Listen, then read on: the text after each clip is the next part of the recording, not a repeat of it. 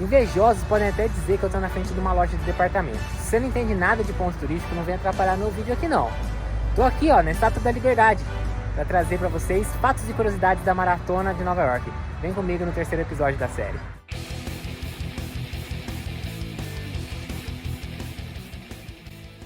Fala aí pessoal, tudo bem? Vamos então conversar um pouquinho hoje, trazer um pouquinho para vocês de fatos e curiosidades da Maratona de Nova York. Então vamos começar primeiro dizendo que ela é uma maratona que já existe desde 1970. Então ela é a segunda maratona mais antiga entre as 6 majors, ficando só atrás de Boston, que já tem mais de um século aí de existência. Então, como eu disse, a maratona foi fundada e teve a sua primeira edição organizada em 1970 por Fred Lebow, que era na época o presidente do NYRR, New York Road Runners, um órgão que organizava corridas de rua em Nova York e que decidiu que em 1970 ia fazer a primeira maratona. Essa primeira edição contou com apenas 127 participantes, sendo que somente 55 chegaram no final da maratona e passaram pela linha de chegada. Desde 1970 até 1975, a maratona de Nova York, ela ficava 100% do tempo ali dentro do Central Park. E até que em 1976, com uma comemoração dos 200 anos da Declaração da Independência dos Estados Unidos, foi sugerido que o percurso fosse alterado, né? Fazer uma edição comemorativa. Essa alteração previa que a maratona passasse pelos 5 distritos da cidade de Nova York. E assim foi feito, foi proposto, foi levado até aos órgãos competentes, foi tudo acertado para isso. E o que era para ser só uma edição comemorativa, um percurso de uma edição específica, fez tanto sucesso que acabou se tornando o percurso oficial da Maratona de Nova York. E desde 1976 até hoje,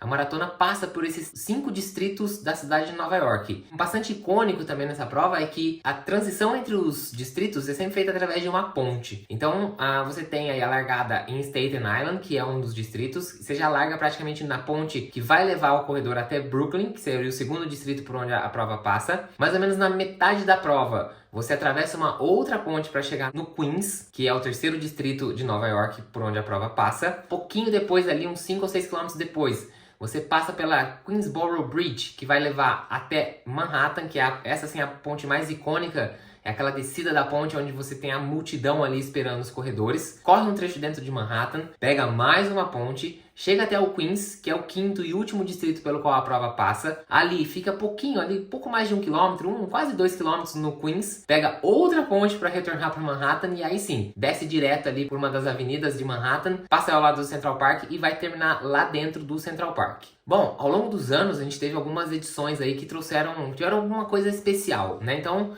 vamos falar um pouquinho de algumas delas. Uma delas foi em 1981, uma prova onde a gente teve a quebra do recorde mundial, tanto no feminino quanto no masculino. A gente teve a quebra do recorde pelo Alberto Salazar no masculino e pela Alison Rowe no feminino. Porém, nenhum dos dois recordes foi homologado, porque descobriu-se depois que havia um erro na medição e a prova tinha mais ou menos 150 metros a menos do que deveria ter. Então, os dois recordes foram retirados, né, não foram aceitos, e embora na edição ali, no momento, acreditou-se que os recordes tinham sido quebrados, isso na verdade depois acabou não se confirmando. Outras duas edições que a gente pode trazer aqui como destaque foi a edição de 2003 e a edição de 2011. Em 2003, porque a gente teve a Margaret O'Kyle quebrando o recorde do percurso na prova feminina, ela que é queniana, e é um recorde de percurso que dura até hoje, com o tempo de 2 horas, 22 minutos e 31 segundos. Ou seja, já temos aí 20 anos do recorde feminino, e quem sabe esse ano, que tem um field extremamente forte já anunciado para a prova, a gente veja esse recorde cair. A edição de 2011, por sua vez, teve a quebra do recorde masculino, quando o Geoffrey Mutai, que vinha de uma vitória em Boston com quebra de recorde do percurso, conseguiu a vitória e quebra de recorde de percurso em Nova York também. Esse recorde, assim como o que eu acabei de falar do feminino, é o que dura até hoje. Então aí já se vão 12 anos do recorde do percurso, com o tempo de 2 horas, 5 minutos e 6 segundos. Claro que a gente não pode esquecer também das edições de 2006 e 2008, onde a gente viu o Marilson Gomes ganhar, né? Então em 2006 foi a primeira vez que um sul-americano ganhou, e a gente teve aí o repeteco da vitória do brasileiro em 2008. Então a gente tem aí também, o Brasil tem o nome escrito na Maratona de Nova York com essas 2 vitórias do Marilson. Uma edição também bastante famosa e bastante conhecida foi a de 2012, mas essa por não ter ocorrido. Uma semana antes da prova, que estava prevista para acontecer no dia 4 de novembro naquele ano, Nova York foi atingida pelo furacão Sandy. E aí estava ainda, vamos dizer assim, a cidade com vários problemas ainda acontecendo, então a gente ainda tinha áreas na cidade sem energia, com pouca distribuição de água, ainda estava bastante complicada a situação da cidade de Nova York. Mas mais controverso do que o cancelamento da prova em si foi como isso foi conduzido, porque o cancelamento só foi oficializado no dia 2 de novembro, ou seja, 2 dias antes da prova. Pior ainda é que há 3 dias antes, ou seja, ainda no finalzinho de outubro, o prefeito da cidade garantiu que a prova iria acontecer. Porém, devido a diversas críticas que vinham acontecendo aí de você ter uma prova, uma maratona, com distribuição de água, voluntários tendo que trabalhar e tudo mais, numa cidade numa situação bastante precária, o prefeito acabou decidindo por cancelar a prova aí apenas 2 dias antes dela acontecer e acabou sendo uma edição bastante controversa. Outra edição que não ocorreu foi em 2020, essa em decorrência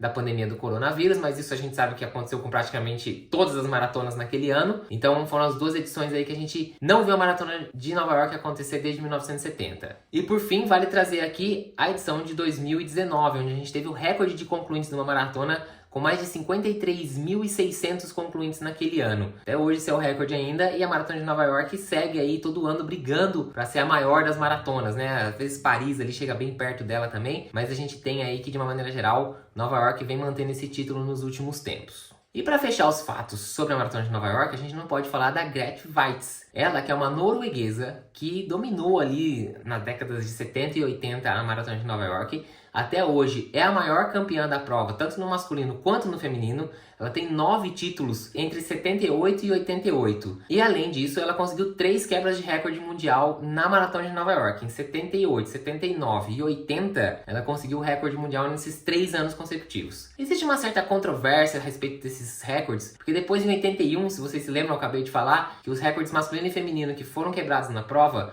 não foram homologados. Então, bom, como você sabe, assim, antigamente não tinha, né, essas aferições e tudo mais. Hoje em dia, o recorde ainda é validado, os recordes são validados, né, estão lá na história, 78, 79 e 80, mas existe uma certa controvérsia em cima dos recordes. De qualquer jeito, tá escrito, tá registrado e é isso. Ela quebrou 3 recordes mundiais em anos consecutivos na Maratona de Nova York. Eu vou para a Maratona de Nova York esse ano, fazer 2023, a prova acontece no dia 5 de novembro e, por incrível que pareça, sim, eu já tenho uma medalhinha da Maratona de Nova York. Porém, é da maratona virtual. Eu vou trazer um pouco mais de detalhes sobre isso em outro episódio, falar como que eu consegui isso daqui e qual a relação dessa medalhinha com a minha ida nesse ano na maratona, beleza? É isso aí, por enquanto, esses foram os fatos e as curiosidades da Maratona de Nova York para vocês conhecerem um pouquinho mais sobre a prova.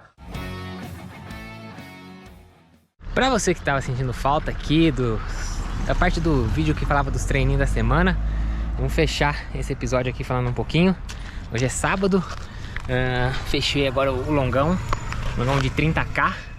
Pode parecer um pouco cedo, mas vocês vão entender quando a gente falar um pouquinho sobre o plano de treino, sobre o ciclo desse ano. Vocês vão entender o porquê. E semaninha, como eu falei, a gente vinha encaixando boas semanas de treino. Essa foi mais uma. Já estamos fazendo 5 sessões na semana, 2 rodagens, segunda e quarta, uma de 10, uma de 8. O VO2 seguindo na terça, essa semana 2 tiros de 1000, 8 de 400, então volume grande de VO2, trabalhando bastante velocidade. E o limiar na quinta, 1 de 5000, mais 3 de 2000. Os treinos saíram bem, saíram encaixados. Agora a gente começa a mudar um pouquinho, acho que já a partir dessa semana, como eu falei, vou detalhar isso futuramente. E bom, e fechamos a semana hoje com 30 rodado, suave, sem forçar. Não é também um passeio, obviamente, mas num ritmo confortável ainda para entregar. Então é isso, mais uma semaninha se foi, mais uma semaninha acabou e a gente se vê no próximo episódio. Não esquece, curte, compartilha, deixa um comentário, manda pros amigos, manda pra assessoria, manda pra aquele seu conhecido que quer fazer uma major, que quer fazer Nova York. Manda esse vídeo, compartilha com o pessoal e a gente se vê semana que vem. Valeu pessoal, até a próxima, tchau!